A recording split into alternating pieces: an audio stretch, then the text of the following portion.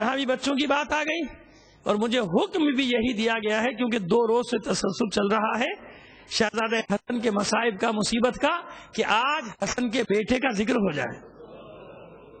آج مجھ سے سوالات بھی بہت سارے بچوں نے کیے تھے، اور اپنے اس بھائی سے جس نے شروع میں مجھے خط دے دیا تھا، میں جس پر ممبر سے بیٹھنے سے پہلے مجھے ایسے خط نہ دیا کیجیے، اس سے معذرت بھی چاہتا ہوں، معافی بھی چاہتا ہوں، لیکن ضروری تھا کہ ان کو سمجھا دیا جائے کہ بات کرنے کا بھی طریقہ ہوتا ہے اور سوال کرنے کا بھی طریقہ ہوتا ہے۔ یہ ہمارا فریضہ ہے کہ یہ سب باتیں بھی ہم یہاں سے سکھائیں کہ کس انداز میں سوال کیا جاتا ہے، کسی کی عزت نفس کو ٹھیس نہیں پہنچائی جاتی ہے اس طرح سے۔ میں نہ کوئی مغرور ہوں، نہ میں متکبر ہوں۔ اپنے سب بچوں کے سوالات کے جواب دیتا ہوں، جن کے مجھے آتے نہیں آتے تو وہ کہہ دوں گا مجھے نہیں معلوم، میں اتنا بڑا عالم نہیں ہوں۔ تو عزیزو، اب اس بچے کا بھی ذکر ہو جائے نا۔ میں نے کل یا پرسوں کے مصائب میں پڑھا کہ آخر وقت میں امام حسن نے جناب ام فروا کو بلایا، تو جناب ام فروا کی گود میں ایک بچہ ہے 2-2.5 سال کا، اس سے زیادہ کا نہیں۔ قاسم لیا اپنی گود میں، اپنے سینے سے لگایا اور اس کے سر کے، گردن کے، بازوں کے، سینے کے بوسے لیے اور رو رہے ہیں ہزاروں کا، سلسل رو رہے ہیں۔ آخری وقت میں امام حسن کہ جب بس اب رخصت ہونے والے ہیں، جناب ام فروا سے کہا ام فروا دیکھو میرے سب بیٹے جو بھی کربلا میں ہوں گے سب شہید ہوں گے۔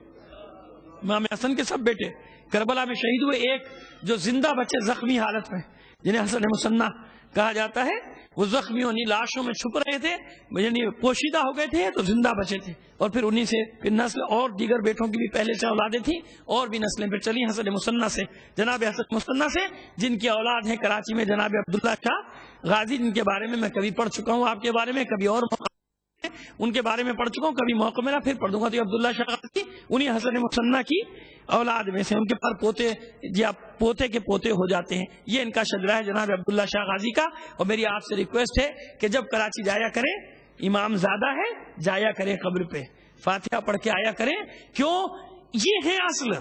میں جعلی مزارات کی بات نہیں کر رہا، جہاں بھی صوفیاء کرام، اولیاء کرام جو قدیم ہے وہاں جایا کیجئے بابا، کیوں وہ جو کچھ وہاں پہ ہو رہا ہے اس کو مت دیکھو کیا ہو رہا ہے، پتہ نہیں کیا کچھ ہو رہا ہے مدینے میں، مکے میں اس کو دیکھوں گا نہیں، یہ دیکھو کہ یہاں پر ہے کون۔ آپ توسل تو پیدا کریں نا، حقیقی توسل پیدا کیجئے، اس ہستی سے توسل پیدا کیجئے۔ یہ مت دیکھیے کہ لوگ کیا کریں، لوگ تو پتہ نہیں کیا کیا کرتے ہیں، لوگ تو کعبے میں بت رکھ دیتے، تو لوگ اس وقت کیا مومنین نے کعبے کو چھوڑ دیا تھا؟ زمانے جاہلیت میں بھی ایمان والوں نے کعبے کو نہیں چھوڑا تھا۔ تو قاسم وہ بیٹا 2-2.5 سال کا ہے، جناب ام فروا سے کہا ام فروا میرے سب بیٹے شہید ہوں گے، لیکن دیکھو قاسم ابھی چھوٹا ہے، کم سن ہے، ابھی یہ میری بات نہیں سمجھ سکتا، واقع کربلا ہوگا اور میرا بھائی حسین نرغ آدھا میں گر جائے گا۔ رسول نے پیشین گوئی کر دی تھی نا، لہذا سب کو معلوم تھا، میرا بھائی نرغ آدھا میں گر جائے گا، اور جس کے پاس جو ہوگا بنی ہاشم سے وہ قربان کر رہا ہوگا حسین پر۔ ام فروا یہ قاسم میرا خاص ہدیہ ہوگا، اسے میری نیابت میں میدان میں بھیج دینا۔ جناب ام فروا سے سن رہی ہیں، ایک وصیت لکھی تعویذ کی صورت میں اور بچے کے بازو پہ باندھ دیا۔ ام فروا کو ممکن ہے میرا بھائی اجازت نہ دے، قاسم کی کمسنی کی وجہ سے حسین اجازت نہ دے، تو اگر اجازت نہ دے تو یہ میرا وصیت نامہ میرے بھائی کو دکھا دینا۔ یہ تعویذ بازو پہ بندھا تھا، قاسم شعور کی منزل میں آیا اور بس اس بازو کو دیکھتا تھا، اس تعویذ کو دیکھتا تھا اور بار بار چومتا تھا کہ میرے بابا کی وصیت ہے۔ پہنچ گیا رسول عربی کی آل، رحمت للعالمین کی آل کربلا کے میدان میں پہنچ گئی۔ جیسے ہی بیویوں کو معلوم ہوا کہ بس اب یہیں رہنا ہے، کا نام ہے کربلا، اپنے بچوں کو تیار کرنا شروع کر دیا۔ دیکھو جو آئے تھے وہ وقت قریب آ گیا، اور دیکھ بھی رہے کہ لشکر جمع ہوتا جا رہا ہے، چاروں طرف ہزاروں کا لشکر جمع ہو رہا ہے، ہر روز نئے دستے نئے رسالے آ رہے ہیں۔ دیکھو اپنے اپنے بچوں کو نصیحت، حسین پر قربان ہو رہا ہے، بزدلی کا کاننا، جانا ہے تو ابھی چلے جاؤ، جس کو جانا ہے چلے جاؤ، اور جانے والے چلے بھی گئے۔ اگر آخر میں کتنے بچے؟ 72۔ یہ 72 حسین کے کہنے کے باوجود بھی نہیں گئے۔ کیا کیونکہ جب حسین نے کہا کہ میں بیعت اٹھا جاؤ تو ہاتھ جوڑ کے انہوں نے عرض کی مولا حکم کا اختیار دیجیے گا، کیونکہ اگر امام حکم دے دیتا تو پھر تو اختیار دے دیجیے گا، یعنی مرضی پہ چھوڑ دیے کہ ہم جائیں یا نہ جائیں۔ امام نے اختیار دیا، بھلا ان میں سے کوئی جانے والا تھا؟ جانے والے جا چکے، اب یہ 72 بچے۔ عاشور ہر خیمے کی داستان رقم ہو رہی ہے۔ خیمے میں اپنی ماں اپنے 2 بچوں کو لیے،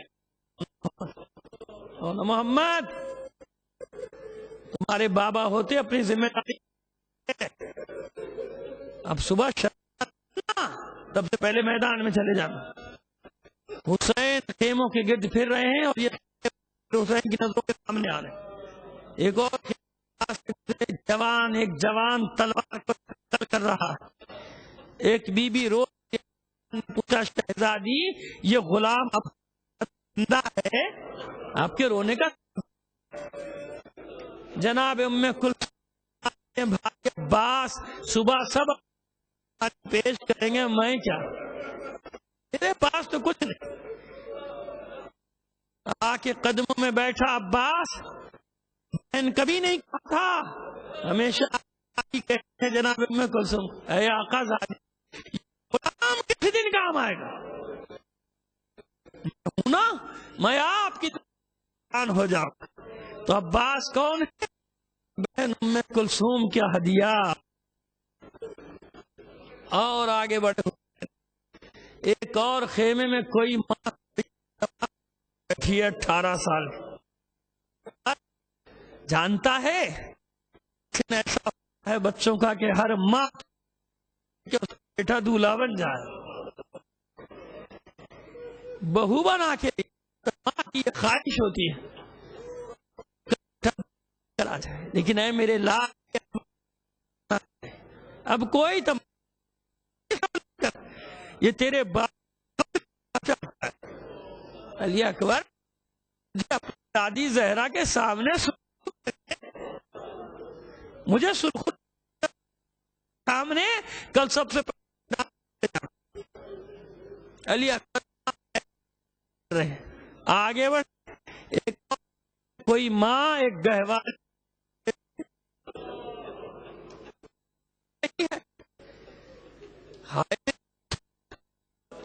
کاش میرا تلوار اٹھا لیتا، سب اپنے اپنے بچوں کو میں بھیجیں گے، میرے پاس کچھ نہیں، ایک یہ چند ماں کا علی اصغر کے بارے میں پڑھو، آپ آنکھوں میں یہ منظر دیکھ رہے ہیں، کہتے جا رہے ہیں پہنچے تو بے وے حسن میں